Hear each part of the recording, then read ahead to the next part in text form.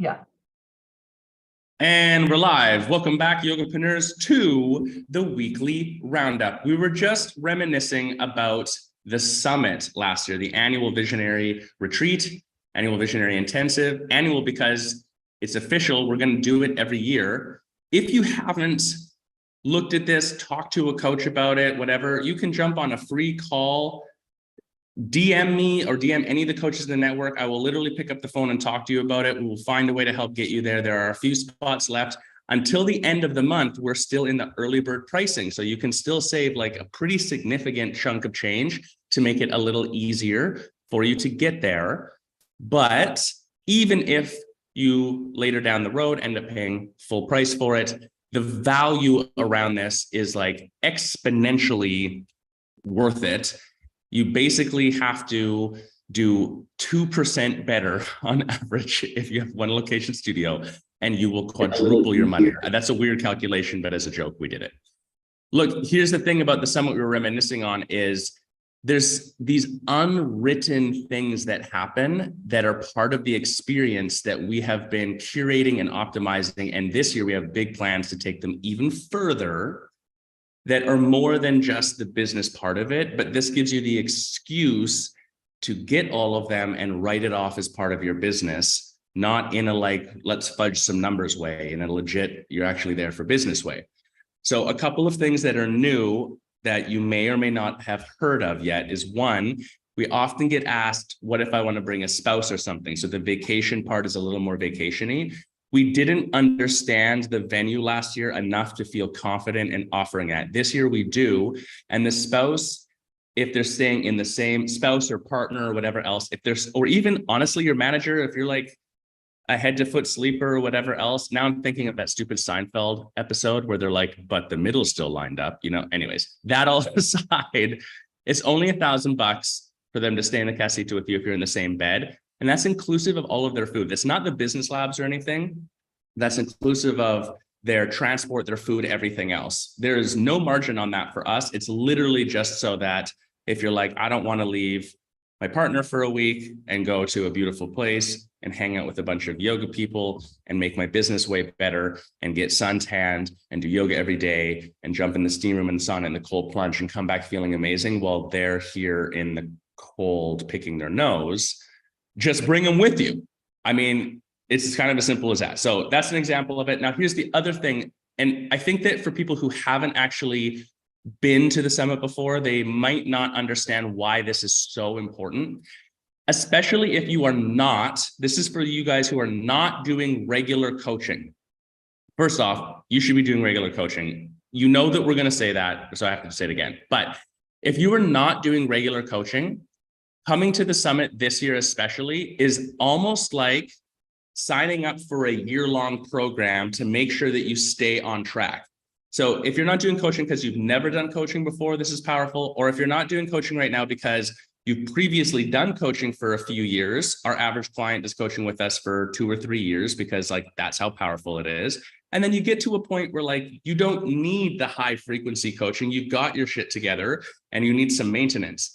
The summit is one of the ways to do that maintenance or to like get started with coaching, because you have a pre-one-on-one call to make sure that you get all of your numbers and stuff organized. So there's no wasted time when you're at the summit. So you're going to really understand where your business is. There's a pre-group call where we do all the housekeeping shit for the summit. So you get to be part of the cohorts and meet everyone. And also you'll know by the time you arrive, oh, like this is what we're doing, where things are, what the schedule is. So like you're going to really understand deeply what the plan is so that when you arrive, you don't have to think about that. We don't have to do a bunch of weird stuff. Like you can just start, you know, getting into that headspace, because one of our jobs is to help you transition out of, it's like you need to escape from your home center, your home studio. You got to come here and you've got to get into a new, energetic, lower chakral, rooted, creative headspace. So we want that transition to happen as fast as possible. During the summit, we have a strategy in place. We won't go into depth with it, but the coaches and myself, so you don't just get access to like 1 or 2, you're going to have like the majority of the coaching staff there and a group of your peers who are other people doing the same thing. So beyond just the fact that they might own, you know, a yoga studio like you do, and you get to like lean on their inspiration and hear what they've been doing. These are also people who've made the decision to do what you're doing. So don't undervalue the fact that this is a group of your peers who are kind of looking at their business the same way as you. And what we often find is people who met in the summit, like even in one of our first smaller summits, circa 2017 that we did in Florida, those people still, we found out like recently, they phone each other once a month and talk about what's going on in their business, because it just gives you that other person who you can maybe jive with. So you get the coaches and you get the peers, but during the summit, you are going to leave, and we will make sure of this. This is sort of like I don't know how we guarantee it, but like it's sort of the guarantee is you're going to leave knowing these are the most important things for me to do in the next year. Here's the prioritization of those things. Here's the basic structure of the strategy for how I will accomplish them, the thing that makes the most sense for me. And then some of you will additionally have already started the task list of mapping out exactly what to do. So the reason this is so powerful is that we know 10 minutes of planning equals 1 hour of implementation savings. So if you do a week of planning, like you got the whole year to then just focus on the implementation. And that's the difference between a successful studio and a more difficult one. But the reason this is a year-long program, then afterwards, you have another one-on-one coaching call to check in. If you have any questions, this came up, whatever else. And then we're going to do a quarterly check-in goals call for accountability, just to be like, hey, Terry, you said you were doing this, like, what's going on? What's the hiccup, on track or off track? How do we get you back there? So it's so much more than just the summit. And I think you've got to hurry up and book your ticket, because early bird is going to be done at the end of the month. We were reminiscing about Terry coming out of a massage session in this beautiful massage palapa overlooking the private beach with the waves crashing. And her hair was like out to the side. She rolls up to the pool, and everyone, the scene, like you couldn't possibly make this scene more awesome. People are sitting by the pool with their laptops, drinking out of a coconut. Some people are half in the pool, you know. Terry comes out, hair like this, who wants to talk KPIs? Like, it was just next level. You can't write this shit.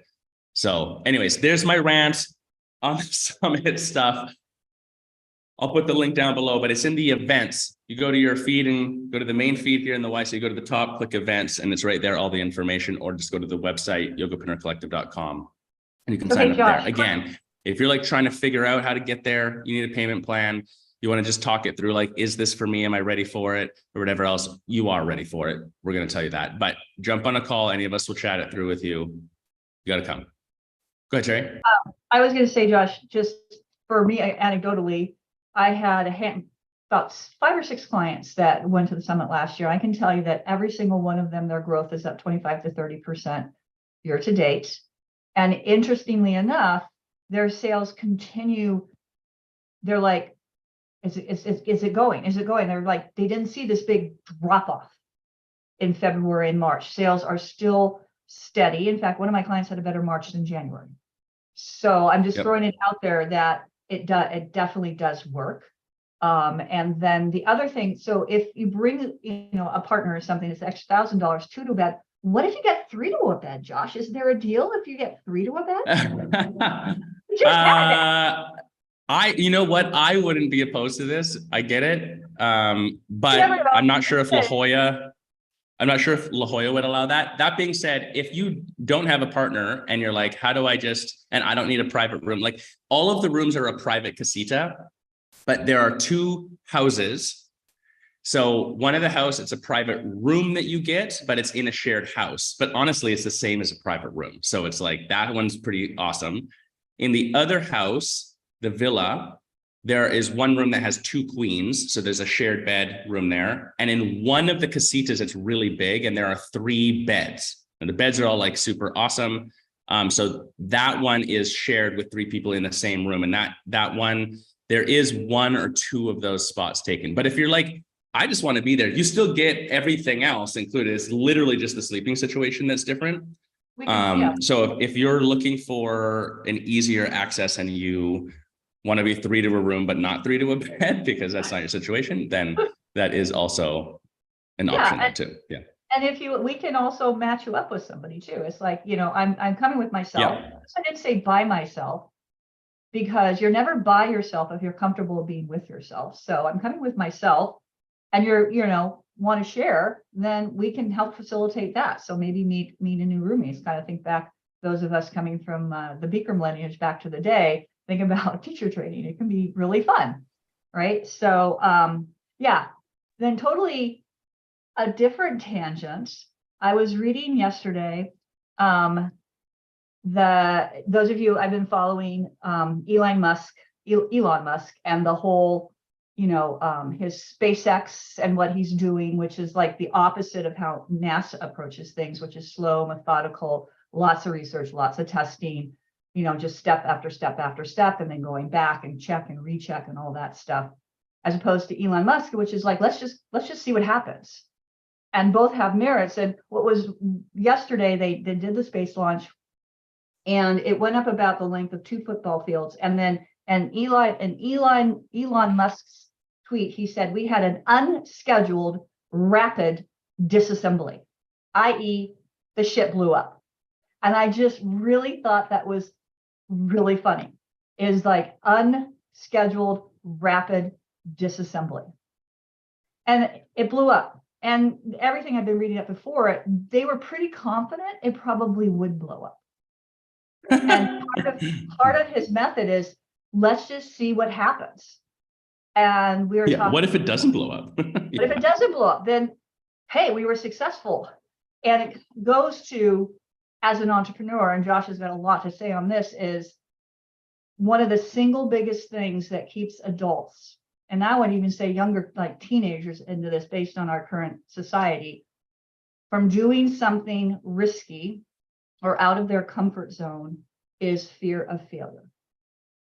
However, when you talk to like the inventors, the pioneers, and the people that are out, the vanguard, that people are going, these guys are crazy, they're the ones that ultimately will either achieve success or not. But they're not afraid to take that risk. And from the risk can come the reward, because you learn how not to do it again, right? So getting in that lane, being comfortable, it's like, I don't want to make any changes. I'm afraid to do this because I might lose this member. I hear that a lot. I'm afraid to do this because I might lose this. Sometimes you have to just take that risk, make that decision for your business. Maybe it's successful, maybe it's not. Either way, you win in my book, because if it's successful, yay. If it's not, if it's a failure, and let's just call it a failure, that's okay. What can I learn from that? Right? What can I learn so that moving forward, if I try something else, I've learned from this experience.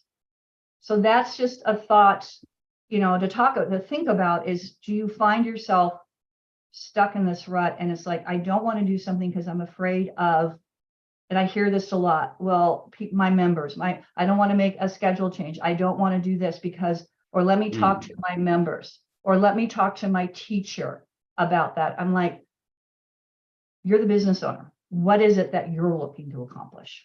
So yeah, in a weird way, this goes back to, and at the risk of sounding rude, like, if your business has a problem, you're the problem. Yes. In most cases. So this sort of fear of failure element, I think that is, and look, I still as an entrepreneur struggle with this. I don't think you escape this. I'm not sure that this is something that you just like overcome one day. But what I do think, or what I actually know, is that the data is very clear in the entrepreneurial world that the most successful entrepreneurs fail multiple times. And it's highly unlikely, it's statistically unlikely that your first entrepreneurial effort is the most successful one. Like, that's just not how it works. Now, when we bring this back down to a yoga studio, that's just it. Is like, a lot of my knowledge base around yoga studios is from not knowing anything and just trying a bunch of shit. The first studio I managed, we were like, let's try this class, or what if we did this, or what if we changed the pricing to that? And I was lucky enough to have a mentor at the time who was supportive of that mentality. And I think, honestly, if I'd been under mentorship of a different studio owner at that moment, I don't think I would have had as much success in the yoga world as I would have. So you need to weigh the risks, of course, and be intelligent and be prepared to pivot. But fear of failure, failure can often be a really good teacher. The asterisk here is that you have to let it teach you. So doing anything, actually, I'd go even further as to say, whether you fail or succeed, you learn something. So if you approach it from more like, what do I learn? Like, what does this actually mean? And sometimes the thing you learn is not as directly related as you might anticipate. Crooked road. One of the things I would add that I think is interesting in this conversation, like Elon in the news, we were joking before we jumped on that, like, he's a little bit like the Doctor Strange, or not Doctor Strange, excuse me, Dr. Evil, so level. I'm not saying he's bad. I don't know if he's bad or not, but like, he's got his hands in everything. But the two things that come to mind is one, like, if you look at how NASA has operated throughout history, when the major push and when NASA was at its peak and it was like, had all of the Apollo missions and everything else, it did have budget, but the budget was able to expand as necessary. And they had an enthusiastic team of people who had a larger vision, purpose, and goal that they were driving towards. And then it shifted to be gutted, low budget, sell off half of the places and like stick within this budget and do some stuff and some exploration. So then all of the people within the organization, NASA scientists, were actually suppressed in what they could do. So that's a business differential, right? That's not necessarily the capability of the people within NASA. What Elon and SpaceX has done has reinvigorated a space program with that idea. Like, we're going to Mars, which sounds extreme, but like, they've got this huge forward vision and they're really looking at it like, how do we overcome these hurdles and solve these problems? And if we just keep going, like, we have a budget because there's a limit to how much resources we have, but then more money will come. Like, there's a little trust in the whole thing.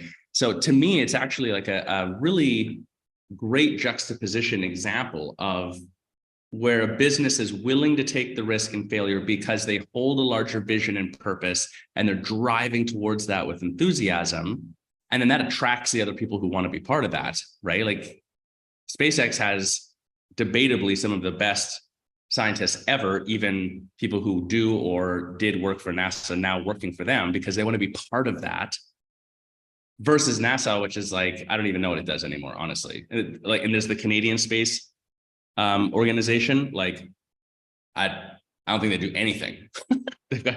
So they're basically irrelevant versus SpaceX. So if you were going to look at it from a business standpoint, these two is the example.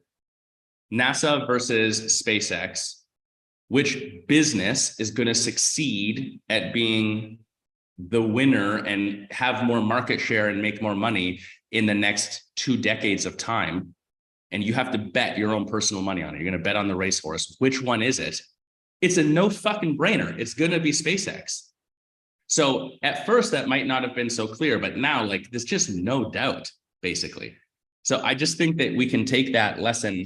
If you're a studio that's like really hyper budget conscious, very conservative, very fear of failure, very do the status quo, very don't ever change anything, it doesn't mean that you're going to fail. But if someone else comes into your market and they are very future centric, large purpose, change the world, purpose driven, invest in the business with time and resources and people and whatever else, I'm betting on that business. So sometimes, even if you've been in business for a while, we've got to like reinvigorate that. Go ahead, Carol. It makes me think about, in the same vein as fear of failure, it's like also the waiting until it's perfect before you go.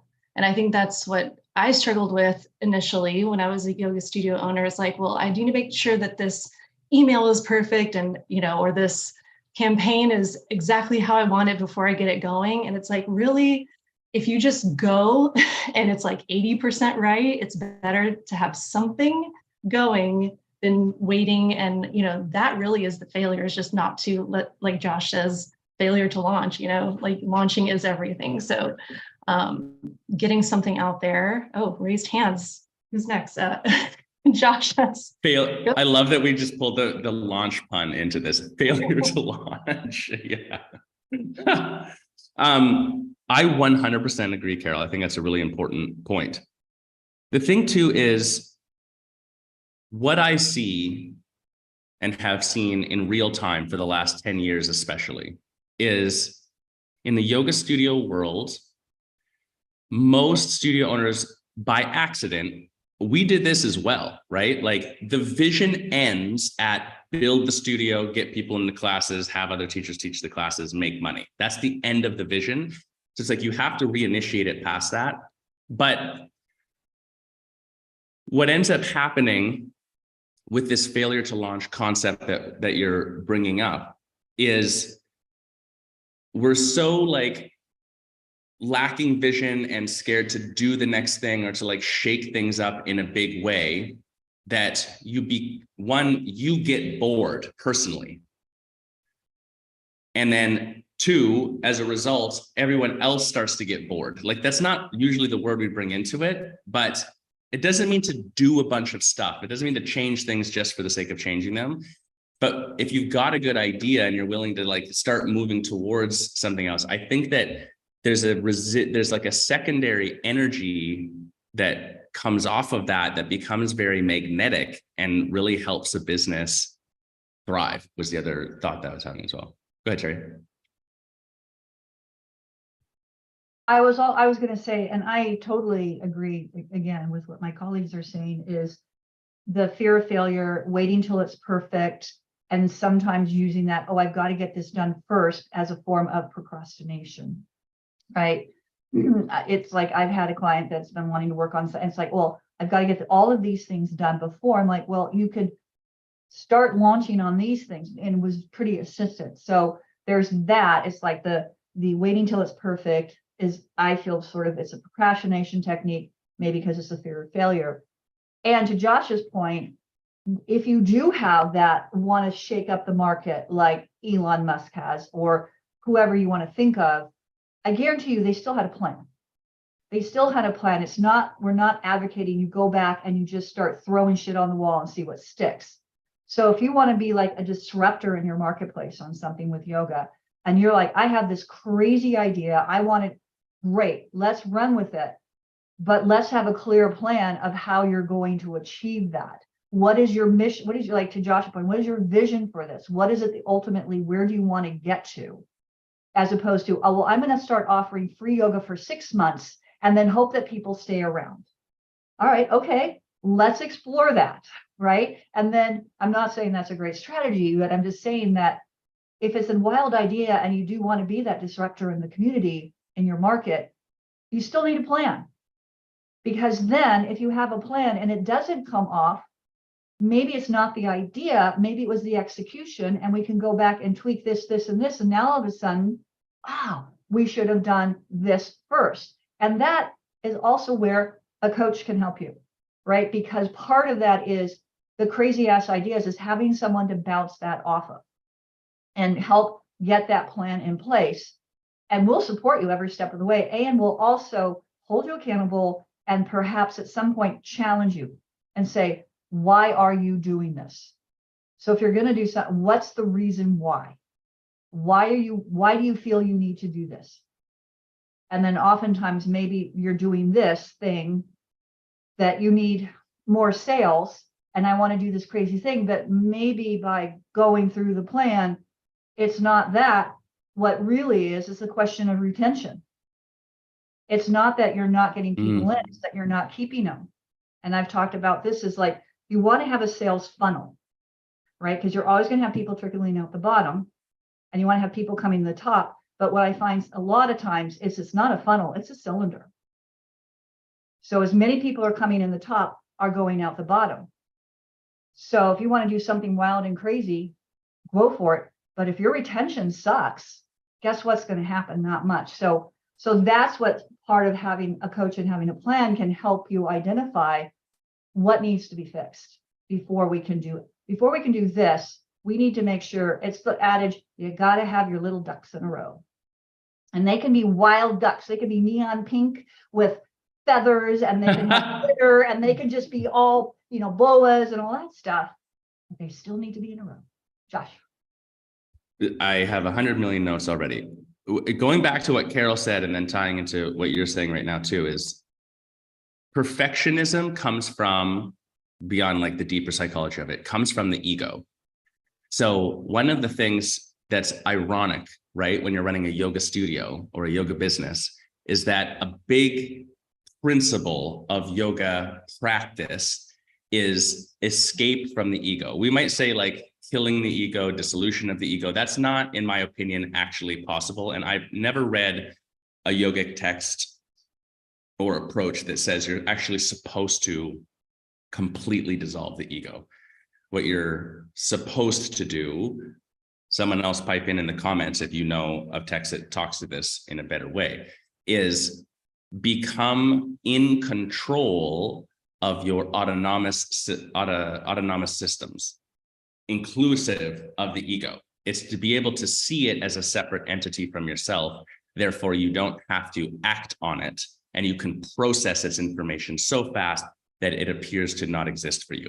It's not that you actually get rid of it. The point here would be the phase that most businesses don't get to with trying stuff. And to Terry's point, this doesn't mean you have to do some crazy outside of the box thing necessarily. But the phase that people don't get to is launching and doing something at the 80% is good enough, like Carol's suggesting. And then the next phase is to measure and optimize. That never happens. It's like, well, I did all this effort and I launched this thing and then I'm not getting the result. Fuck it, scratch that, do something else. That's actually not the most effective approach. It's what did we learn? What's the optimization here? Like, it's not that you never scrap something and start over, but like, imagine you write a 12 email sequence and a couple text messages and a couple phone calls for the retention of somebody on a 1-month intro path, and then it's not improving your retention rate. Were you just going to delete all of that and start over? Like, no, then you zoom in. That's what you do with the coach. Then we zoom in and say, like, this text message that goes on day 2, actually, it should be on day 1. What exactly does it say? Oh, it's super generic and has this weird thing in it. Like, let's change it to this and then see if we get a different response. You optimize this stuff over time. Winning in business is actually, more often than not, from the person who is able to do the basic fundamental things that work at more volume for longer time. That's who wins. And during that process, they optimize those things. Not the one who, like, sometimes it happens, but not the one who's the unicorn that like comes up with this brilliant thing that's like so different than everyone else's that it makes or breaks anything. Yeah. The other thought that I was having, Terry, as you were talking, is part of where does this fear and ego come from? And why would you be scared to optimize these things? Or why would you be scared to move forward more or whatever else? And the plan element of it, because you're right, like you definitely need the plan. I think that it's the sunk cost issue, that you're like, well, I've been doing it like this for so long and we have this and this person's like that. And it's like, we feel like because we've been doing it for so long and because we put so much effort into it, that then if we were going to change it or challenge the status quo, there's a sunk cost element. You're like, it would be too bad to let go of that or that person or to challenge this, like maybe we can just fix it instead, even if you know it's the right thing to do. So sunk cost is something to be aware of, that like, non-attachment is the idea. Just because you've been doing something, just because there's time or money or effort put towards it, doesn't mean you can't move away from it or add to it or do something different. So that has to get away. And then I want to bring us all the way back to this SpaceX versus NASA concept for 1 second, because you guys have heard us talk about this for years now. Like, business leadership is the most important leadership of our time. This is yet another example, coincidentally, from Elon, like, dude's just changing the world for better or for worse, right? It's another example of where we didn't have a governmental uprising change, grassroots, vote in the right person, let's get a space program going to get SpaceX winning. That did not happen. at all. In fact, most people, when it was really starting, were debating the reverse of that. Like, what's the purpose of this? Who cares about space exploration? Let's worry about Earth first, right? So it was a business vision and a business strategy and structure that got this going. And Elon has a quote, I don't know exactly what it is, but the sentiment of it is that private business will always be at least 10 times more effective and efficient than public governmental business. So there are just certain projects that a business will inherently be better at doing. A good example would be, let's try to have a yoga class in schools. Now that's very controversial, that whole detail aside. The organization and optimization of that and what type of yoga and what's being taught and the curriculum and getting people to participate versus you running your yoga studio is going to be better at it, period. So it's a better vehicle, in my opinion. Business leadership is the most important leadership of our time because that means the ethics, morals, and bigger purpose vision of what the business is doing now really matter because they are literally shaping society. Which goes back to your single location, 2,000 square foot yoga studio in your town of 75,000, where you're like, I'm just running some yoga classes. No, you're not. You are literally shaping your town in your existence. And if you win, then you have more influence on shaping it towards what I very strongly opinionated would say is better. So versus other things. Sorry, there's my rant on. Just triggered all that for me too. Carol,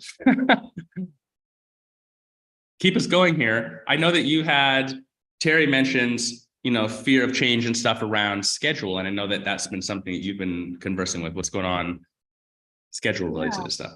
Yeah, a lot of my clients are, either wanting to change up the schedule, to shake it up or add some new classes. And the initial thought from most of them was to send out a survey to all the students and see, what do you guys want on the schedule? What would you come to? And I have some very strong opinions on it. I'd love to hear your guys' opinions too, but it's been my experience that, you can get a lot of great information, and it seems that most students, the survey is more like what they would like to see themselves as a student, right? So like, sure, I'm a student that would practice every day at 6 a.m. Make sure there's a 6 a.m. every single. They're not those people. The real actual practice of is not going to be coming to the 6 a.m. every single day. So my suggestion is sort of more obviously looking at the metrics where the schedule is now. And like, if there's any that are not pulling their weight, you should start looking at those to change in some way, and also have a plan in place. If you do have the schedule, like how long are you going to keep these on for? What is the break even? How many students do you need to make money? And so like, you have a plan in place, you're going to change it, but not necessarily to go with what a survey might tell you, so that's my little rant, I guess. Surveys don't work. Totally. I made the mistake of sending out a survey about class. The thing is you're never going to please everybody.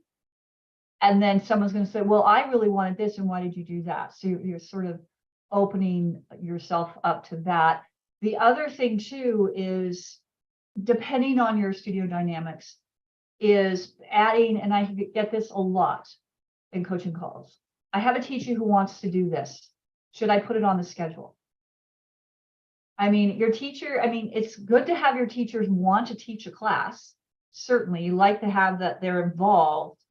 However, that can be a slippery slope too, because particularly if it's because yoga teachers go out and get they do all kinds of stuff, all different trainings and continuing ed, and that's wonderful, and we support that.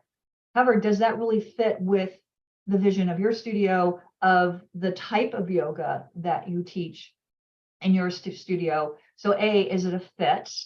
Then B is, okay, is that really, and if you're just going to throw one on a week And it's such a completely different style of yoga type of class. Now that can be effective, like once a week candlelight yin class that, I have a client that does that Sunday evening, always very, very popular, makes total sense, something like that. But some other times, like some special style yoga or a HIIT class or something like that, if you only have it once a week, it's going to be hard to get it off the ground. Because the one thing you want to look at when you're optimizing your schedule, and we have lots of resources to help with that, is you want to have people, give people the ability to take that class more than once a week, unless it's like a real specialty class, to help them build a yoga practice. And like for me personally, I can say when hot Pilates at my studio really took off is when I added a few more classes to the schedule. And then all of a sudden people were coming more because they could take it more during the week. Right. And then by the time I sold my studio, I had people that only did the Inferno Hot Pilates. And I had people that only did the Bikram on membership. And then of course I had the people that did both. But there was enough classes on the schedule that it made sense to be on membership, even if you didn't want to have anything to do with Bikram yoga. So that's the other thing you got to look at. Can people create a habitual yoga practice on just this one class? And unless it's like a very hyper specialized class, my opinion and my experience is no. And then when you do take it off the schedule because it's not, then you're going to make people mad, because I had that happen, and I had people cancel their memberships because they became very attached to this teacher, became very attached to this class, but it was like, and so lesson learned, right? So those are the things too, when you're looking at adding classes and teachers wanting to do something, is it's got to make sense to what your overall mission and vision of your studio is and your overall schedule plan is.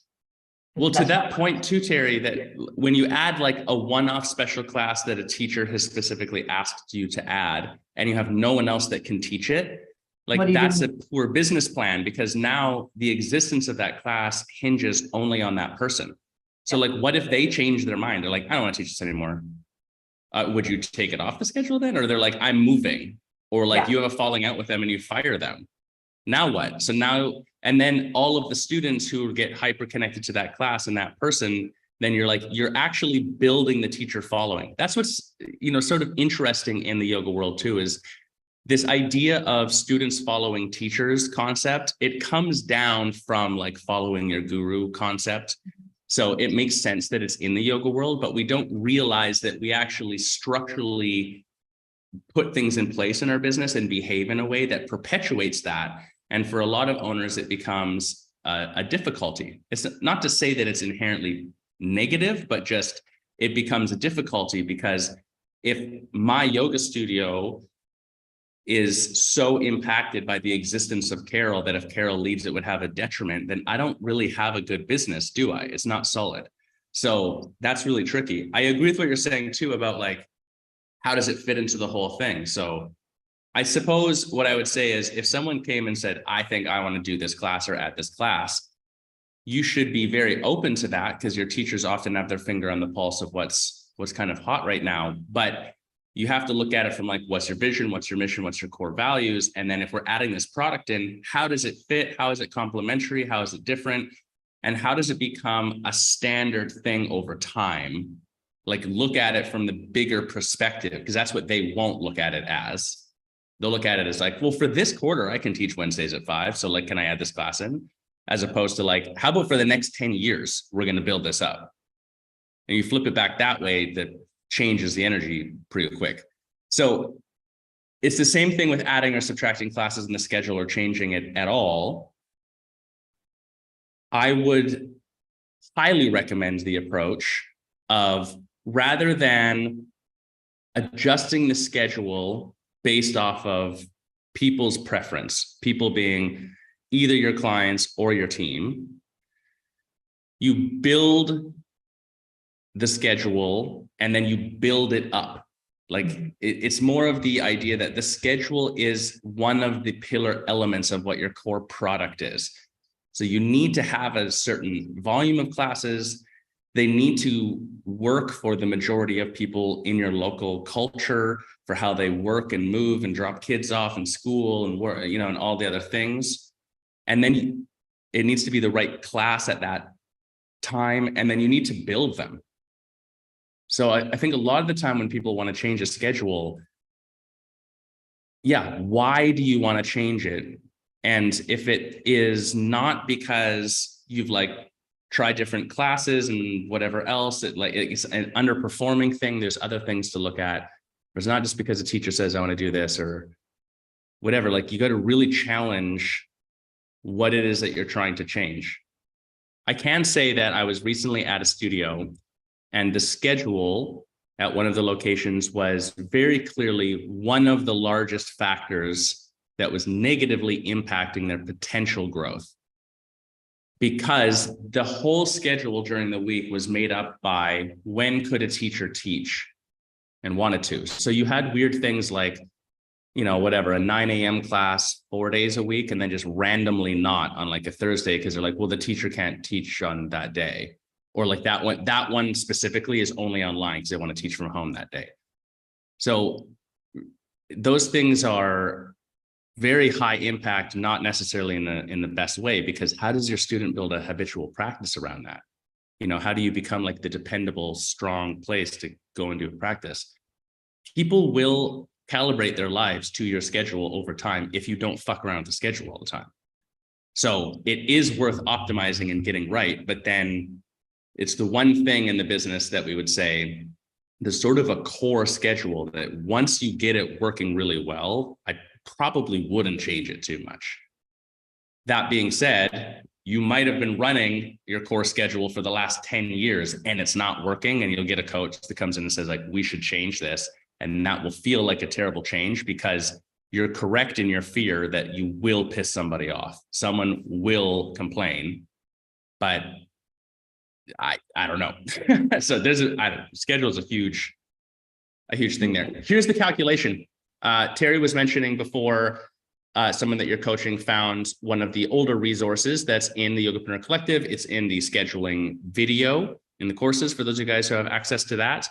And there is a worksheet in there that helps you calculate what sort of the average per class should be. And it just gives you a little bit of clarity on how to move forward. There are a few other calculations around scheduling and classes and stuff that we do as coaches, but here's the ethos of it simplistically, and you can look within your own system to do this.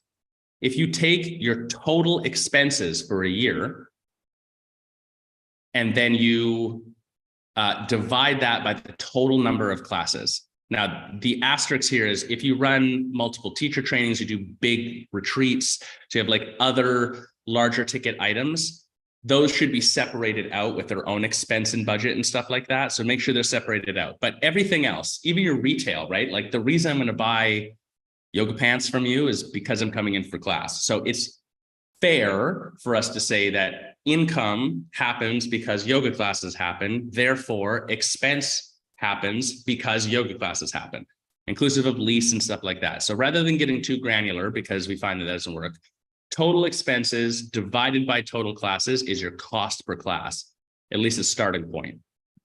Then you want to look at what is the average number of dollars that someone pays for a class.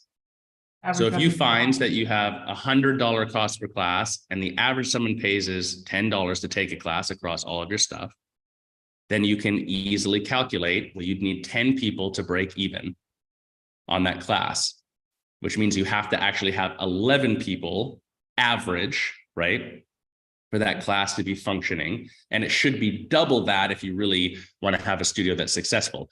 But if you have a class that's consistently averaging less than that, it's the one to question. I'm not saying to axe it, but it's the one to question. And then try to figure out how do you optimize that. That's where you start changing things. There's any classes that are averaging lower than that. Huge asterisk exception here. If you're pretty new, if you're in like the first couple of years of business, you might not have any classes that are really high performing yet. So question all of them and change everything, but it might also just be like, don't even look there yet, just build up your membership. You just need more people first. So it's more complicated than this equation leads you to believe, but it's a simple starting point. What's your cost per class? What's the average someone pays? That's the average that the class should average. If it's below that for longer than, call it a couple of months, that's a problem. You need to fix that. couple of caveats. I will just shout out just a couple. It's you have to look at the schedule across the board, and maybe you have a class that is a little less than the average, but then you have plenty of classes that are double or 2.5 times the average. And if by taking those classes off the schedule, what could the impact be there? And then what is that going to cost you? So you have to also look at, like, particularly a good example is early morning classes, right? I mean, I know some studios rock it. I never really rocked it because I never put it on the schedule that was 5 days a week, because truthfully, I did not want to teach them, because I knew if the teacher couldn't show up, I was going to be, and I was like, I did that. I'm in my 50s. I've done those early AM shifts for the last 10 years. I'm not doing it anymore. That was a decision I made as a business owner. However, I did have some. And then also a lot of the people that took that 6:30 a.m. also came on the weekends to the 7:30. So even though the 6:30 a.m.s were just right there, they were solid enough. And that if I looked at that, who was there, it's like I easily would have lost 10 or 12 members. So that more than compensated for the fact that they weren't my most profitable classes. Again, that's where a coach can help you look at some of those details. And then the other thing I want to say, going back to Carol's point about and Josh's point about, the schedule changes, is also looking at the impact on your infrastructure, and working with some clients where they have like a 15-minute window between classes, and it's 2 busy classes back to back. I'm here to tell you that's not enough time. Not enough time, particularly if you're struggling with retention, because there's not enough time to engage with the clients. All you're doing, especially if it's a hot studio, is you're wiping the floors and the mirrors, and you're just flipping them like a turnstile. Get them in, get them out, get them in, get them out. And there's absolutely no time to have any engaging conversations at the front desk, because you have 30 people coming in and 30 people going out, and you have a 15-minute window. In some ways, you are setting yourself up for failure in that. So those are some of the things you want to look at too, is that how much time you have between classes. Is it a realistic amount of time? Now, maybe 15 minutes is fine in some places. If it's a smaller, whatever, I'm just saying, really look at the impact to your infrastructure. Bigger picture, yeah. The bigger picture, right? It's not just about what's the time. It's like, what are the resources going to take to get things organized between the 2 classes? What's the impact on the front desk? How's this going to work? And sometimes by just making that change and moving that class to have half an hour between can be the difference between success and failure in terms of things like retention and stuff. Yeah, I think the bigger picture, and just if you're going to do 15 minutes because there's a reason for that, that can be advantageous, but realizing you're going to lack customer service. So you need to solve for some of these conversations in another way then. Like there's got to be some other solution there. So Carol, going back to the survey thing, I generally agree with you that like the facts are kind of out that like people lie on surveys because they answer the survey based on what they think or feel about the survey, not what they actually do. It's not a purposeful thing. It's just something that people do. So if you were going to run a survey though, because there is maybe a time and place where you gain something valuable from that, do you have any suggestions on like how you would structure it or what you would ask or whatever else to actually like get data that would be helpful for decision making? Ooh, that's a really good question, because after doing a few probably the wrong way and not getting the result I wanted, I didn't solve for it and optimize my survey. So that's a really good question. I'd have to kind of, I think, sit with that and think about what would pull out the best results. We'll get, maybe I've got a couple of thoughts too, but give us an example of like when you ran a survey and then it gave you information and then you concluded afterwards, you're like, I can't even really do much with this. How did it fail? Yeah, I think there are probably too many options, because then people are like, oh, I want a 2:30 on a Tuesday, and it didn't really give any sort of clear. I mean, I think there were some clear winners, but even the clear winners didn't actually become winners when we actually put them on the schedule. Does that make sense? Like, yeah, there were people that were like, yes, we want more, 6:30 p.m. classes. It's been so long now.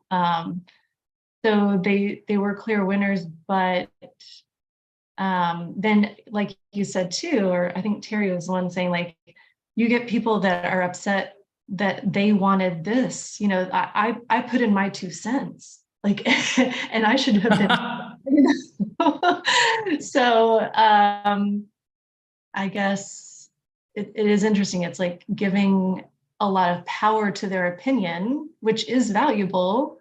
It's just kind of being strategic about it. I don't know. Be careful be careful what you ask for.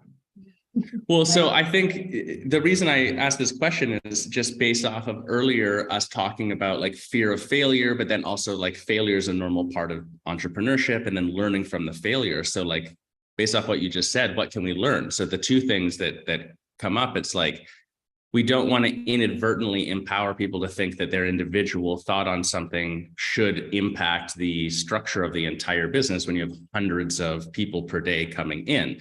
So it's like getting enough people to answer. So like when you put a survey out, it's not like, could you please fill out the survey? It's like, this has to become the thing.